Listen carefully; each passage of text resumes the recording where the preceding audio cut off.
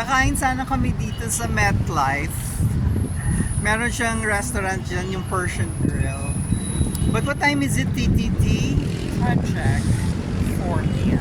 4 p.m. Walang tao, malungkot. I wanted to try it kasi kumakain si TTT dyan, tsaka yung brother niya. At si Madam. Oo. Walang labasan.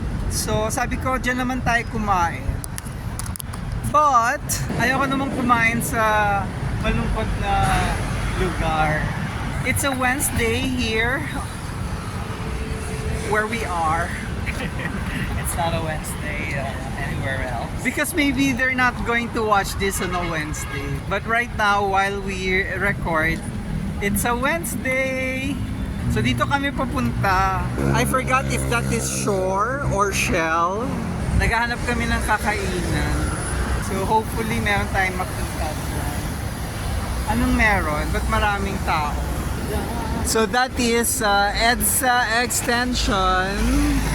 And that way there is leading to MOA. I know there are a few restaurants here. We'll find out if there's something that will fancy us. It's too bright. We cannot capture the... It's against the sun. Pasok na tayo dito sa loob. Yan. Alright. Oh, there's a small QQ. What is a QQ? It's a ramen place. The choice of the police. Really? The kids? Hindi ko napansin yung uniform. Madaming space for release. Baka ito yung mga sabi ko, tara dito tayo kumain kasi may mga Chinese authentic restaurants pero they're gone. When the Pogus were driven out, maraming na out of business. Siyempre, ang mga servers nila, Filipino. So nawalan sila ng trabaho. I hope merong mga other opportunities sa ating mga brothers and sisters in the hospitality business. What is this? It has many people inside. It looks like a parang Mediterranean. It's a Mr. Kebab. More empty spaces. I don't know what it says outside, but that spells residences. So are we in shell or shore? Oh, it's shell. Nangangawit na ako. So ito, nasa panulukan na tayo. How do we angle the phone? Kasi maraming tao. Alanganing mag-IKEA. Mag-IKEA ba tayo? Parang wala naman tayong makainan dito. Where do we eat? Kuya, may iba pa bang restaurants doon? Ito na lang. Mr. Kebab. Mr. Kebab. Parang I don't like. You want to IKEA na lang? Well, nandito na rin lang tayo. So there's a cab right there. So far. Saan tayo? May mga buildings doon. Tawid tayo doon. Okay.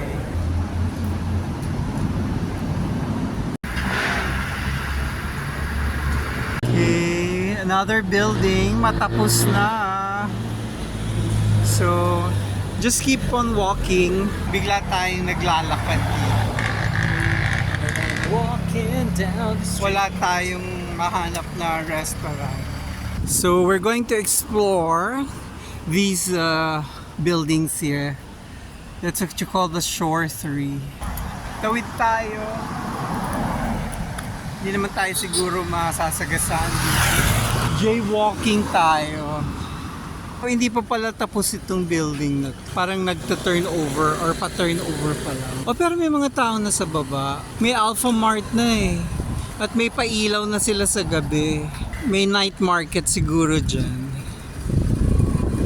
We're right, it's the shore. Parang mas gusto ko dito kasi malapad yung corridor. Tapos mataas yung floor to ceiling. Yung kanina, parang pandak.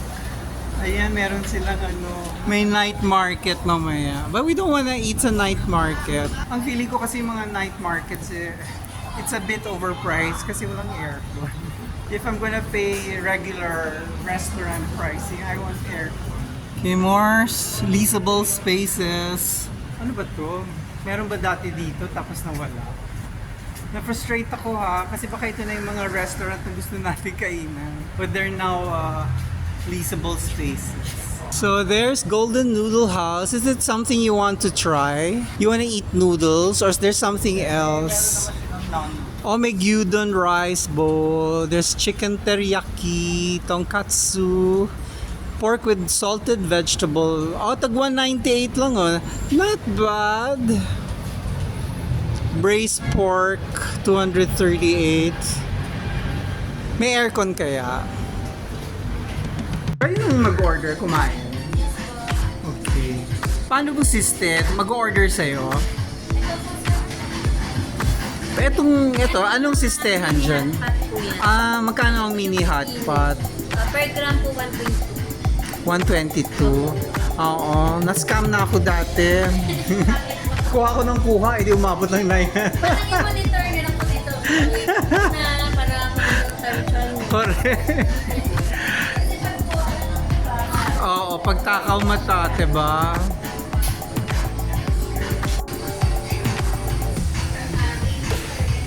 Tayo nagbe-best. So there's my H5. Malaki naman. This is my hand. Ano in order ko? Nakalimutan ko. Brace. Brace. Alright. I guess yung food ni TTT yung niluluto nila. Ang tagal. Ano sabi mo? Okay, we were talking about braised pork. Sabi ko ito sa'yo. Breast yan. Breast. Akala ko breast. What is a braised pork? Teka lang. It's a cooking method whereby you fry lightly and then Tsaka mo siya i-stew. I just don't know how they stew it slowly kasi nasa restaurant. Baka na-fry lightly lang nila. Or maybe they already done it. Or maybe that is the old style. But in the restaurant industry, baka there's a faster version that will still look like it's braised. Titikman ko na to. Ang hirap mag-gano. Baka mahulog na naman natin ito sa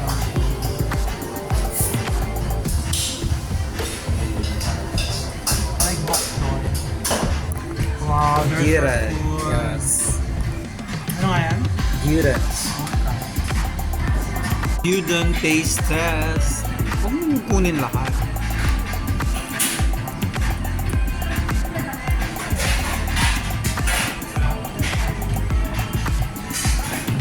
Super tender. Masarap. sharap. You have to talk loud kasi ang music. Sharap.